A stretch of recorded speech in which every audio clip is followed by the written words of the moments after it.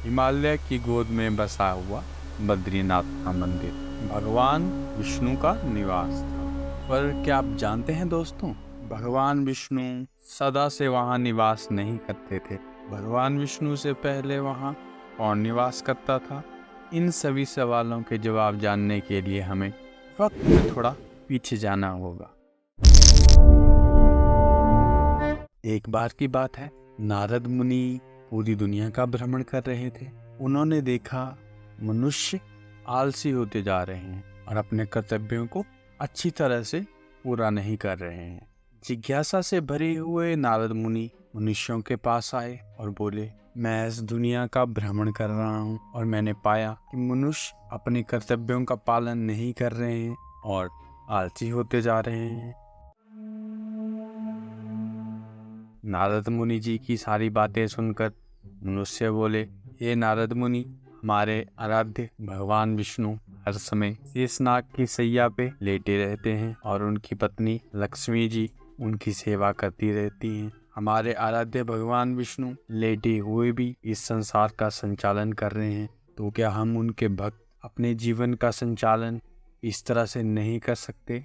मनुष्यों के इस तरह के तर्क सुनकर नारद मुनि चिंता में पड़ गए और कुछ विचार करने के बाद वहां से चले गए। अपनी चिंता को लेके नारद मुनि भगवान विष्णु के पास पहुंचे। भगवान विष्णु जी के पास जाके नारद मुनि कहने लगे, हे प्रभु, आपको कुछ अधिक उद्देश्य पूर्ण करना चाहिए। लोगों ने आपसे प्रेरित होके कर्म करना त्याग दिया है और इससे संसार का कर्म चक्कर रुक चुका है। हे प्रभु, आप इस दुविधा से इस संसार को बचा सकते हैं। नारद जी की सारी बातें सुनकर भगवान विष्णु मुस्कुराए, कहने लगे, हे नारद, आपने जो भी कहा वो बिल्कुल सही कहा। मुझे कुछ अधिक उद्देश्य पूर्ण करना चाहिए। और यह कहकर भगवान विष्णु अपनी सैया से उठे और हिमालय की ओर चल दिए। हिमालय में आकाश मार्ग से चलते हुए भगवान विष्णु बद्रीनाथ की पहाड़ियों में पहुंचे। वहां उन्हें एक सुंदर छोटा सा घर दिखाई दिया। उन्होंने उस घर को देख के सोचा, यह घर मेरी ध्यान साधना के लिए अति उत्तम जगह है, मुझे यहीं पे निवास करना चाहिए। जैसे ही भगवान विष्णु उस घर के पास पहुंचे तो उन्होंने पाया यह स्थान तो भगवान शिव और माँ पार्वती का निवास स्थान है। भगवान विष्णु उस घर में रहकर ध्यान साधना करना चाहते थे, लेकिन वह घर तो भगवान शिव और माँ पार्वती का निवास स्थान था। तो उनके मन में एक तरकीब सूझी। उन्होंने एक छोटे बच्चे का रूप धारण किया और उस घर की सीढ़ियों के बाहर बैठ गए। थोड़ी ही देर में भगवान शिव और माँ पार्वती, जो कि जंगल विहार के लिए गए हुए थे, वहां पहुंचे।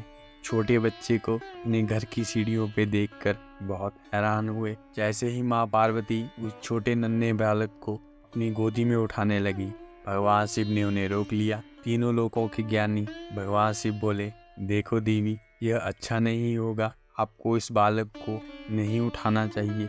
भला ये बालक सीधा हमारे घर के द्वार के बाहर कैसे प्रकट हो सकता है? यहाँ पे किसी के भी पद चिन्ह नहीं है जिसने इस बालक को हमारे घर के द्वार पे छोड़ा हो। यह सुनकर माँ पार्वती बोली, प्रभु, आप बहुत निर्दयी हो रहे हैं। और यह कहकर माँ पार्वती ने उस बालक को उठाया और अपने साथ घर के अंदर ले गई। माता पार्वती ने उस बच्चे को लाया पिलाया और अपने पुत्र के समान व्यवहार किया। थोड़ी देर बाद उस बालक को नींद आ गई तो माँ पार्वती ने उस बच्चे को सुला दिया। उस बच्चे को सुलाने के बाद माँ पार्वती और भगवान शिव स्नान करने के लिए पास ही की झील में गए। और जब माँ पार्वती और भगवान शिव वापिस लौटे तो उन्होंने पाया उनके घर का द्वार अंदर से बंद है। यह देख माँ पार्वती आश्चर्य में पड़ गई और भगवान शिव की तरफ देखने लगी। भगवान शिव मुस्कुराए और कहने लगे, देखो देवी, अब मैं कुछ नहीं कर सकता। जो इस घर के अंदर है वो आपका पुत्र है। अब हमें कहीं और चलना चाहिए और अपने रहने के लिए कोई अन्य स्थान ढूंढना चाहिए। अब माँ पार्वती और भगवान शिव वहाँ से चल दिए।